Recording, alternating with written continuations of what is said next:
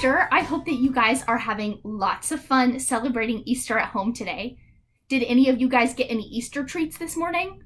I did. I'll show you what I got. I got some of these guys, some Peeps, and some of these Reese's peanut butter eggs.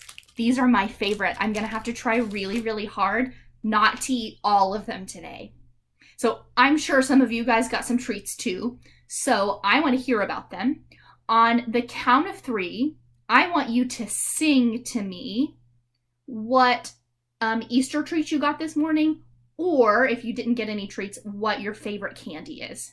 Okay, so what you got this morning or what your favorite candy is. Sing it to me on the count of 3. 1, 2, 3.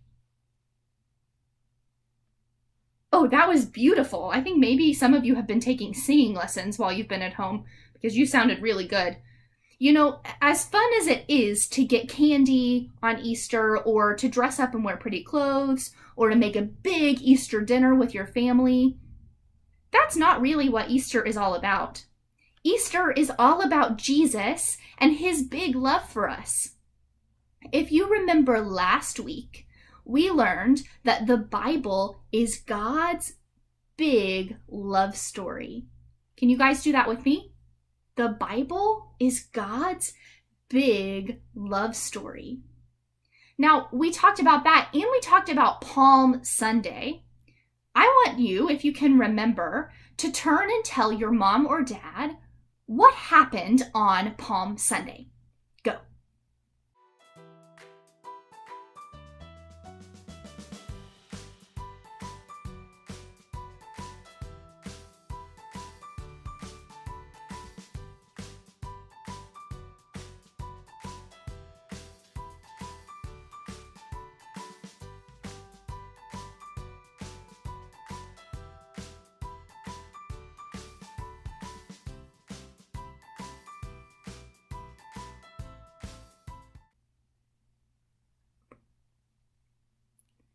Good job! I hope that you guys remembered about the end of our Bible story in particular. We said that even though lots of people were really excited about Jesus coming to Jerusalem, there was a small group of people who were not very excited. In fact, they were jealous of Jesus because people were listening to him teaching instead of to them. And so they were planning a way to get rid of him. So that is where we're going to pick up with reading our Bible story today. Are you ready? Let's go. After Jesus entered to Jerusalem on Palm Sunday, he gathered some of his friends, the disciples, to go pray with him in the Garden of Gethsemane. Jesus prayed. He knew that there were people planning to have him arrested, hurt, and killed. Their plan would start tonight, and he would let it happen. The soldiers came to the garden to get him. Jesus was put on a cross on the top of a hill. Soldiers stood guard, laughing and saying mean things. Jesus' friends were so sad. When Jesus died, they put him in a cave tomb and rolled a big stone across the opening.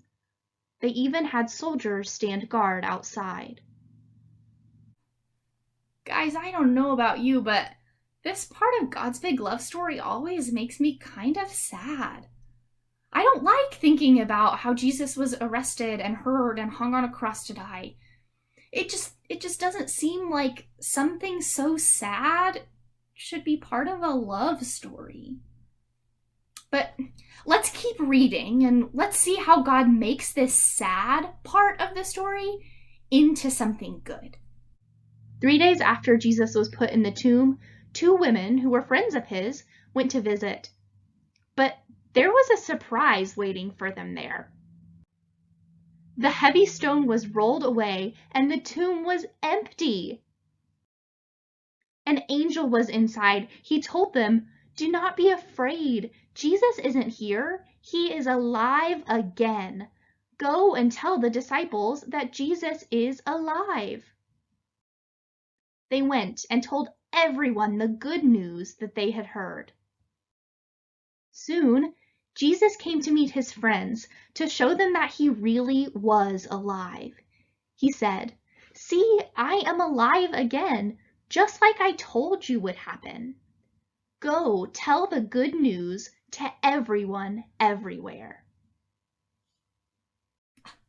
I knew that there had to be a happy ending to this story.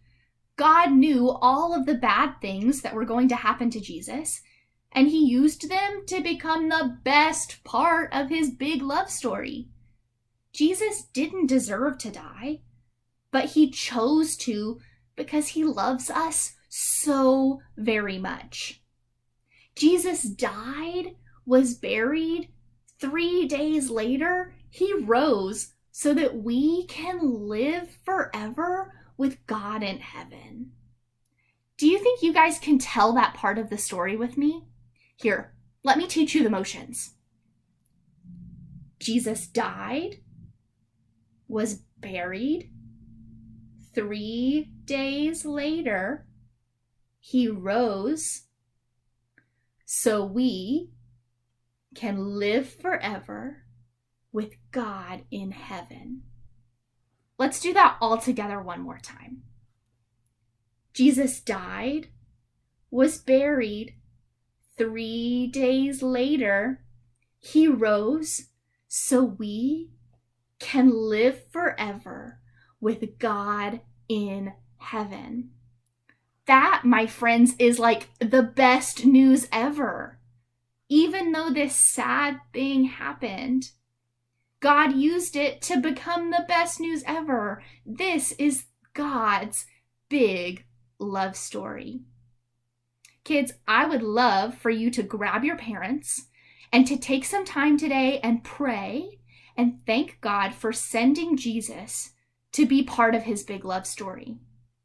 And parents, after you pray with your kids, be sure to check your email tomorrow morning for some information about a fun treat that Pastor Tim and I have planned for you guys.